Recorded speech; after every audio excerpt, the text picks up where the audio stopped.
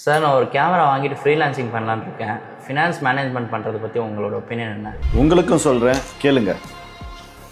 ஒரு கேமரா வாங்கினா அதோட லைஃப் 3 இயர்ஸ் தான். நீ வாங்குற கேமரா 3 lakhs வச்சுப்போம், இஎம்ஐல வாங்குவேன். அப்போ அது மாதம் கால்குலேட் பண்ணோம்னா 3 வருஷத்துக்கு அந்த கேமரா பழசாயிடும். அந்த 3 lakhs டிவைட் பண்ணி மாதம் கட்டணும் அப்படின்னா 15,000 ரூபா வரும். அதுக்கப்புறமா அந்த கேமராவோட ரிப்பேர்ஸ் மெயின்டெனன்ஸ்னு சொல்லிட்டு ஒரு 5,000 rupees வரும். நீ இதுக்காக ஒர்க் பண்ணதுக்கு உண்டான சேலரியா ஒரு 30,000 rupees வைக்கணும். அது இல்லாமல் அதர் எக்ஸ்பென்சஸ்னு மாதம் 5,000 ரூபா வைக்கணும். உன்னோட ரீஇன்வெஸ்ட்மெண்ட் அது ஒரு 10,000 ரூபா 15,000 ரூபா வைக்கணும். ஸோ ஓவரால் கணக்கு பண்ணோம்னா ஒரு மாதத்துக்கு 60,000 70,000 ரூபா தேவைப்படுது. இது எல்லா மாசமும் கிடையாது. நீ கால்குலேட் பண்ணீங்கன்னா மாசம் 8 to 9 மாசம் வரைக்கும் தான் உனக்கு இன்கமே வரும். அந்த ஆவரேஜ் படி பார்த்தீங்கன்னா மாசம் ஒரு 75,000 80,000 ரூபா வரைக்கும் உனக்கு தேவைப்படுது. இந்த 3 வருஷத்துல நீ போட்ட பணத்தையும் எடுக்கணும், நீ ரீஇன்வெஸ்ட்மெண்ட்டும் பண்ணணும், உனக்கு உண்டான சேலரியும் எடுக்கணும். ஓவரால் கணக்கு பார்த்தீங்கன்னா உனக்கு எவ்வளவு மிச்சம் நிற்கும் பார்த்துக்கோ. இதெல்லாம் கால்குலேட் பண்ணாம நிறைய கிளைண்ட் வரணும்னு நினைச்சு நீ சீப்பா பண்ணனா கடைசியில் உன்னால சர்வைவல் பண்ண முடியாது. ஸோ முதல்ல உன்னோட ஃபினான்ஸை கால்குலேட் பண்ணிப்பார், அப்புறம் நீ எவ்வளவு சார்ஜ் பண்ணணும்னு சொல்லி முடிவு பண்ணிக்கோ.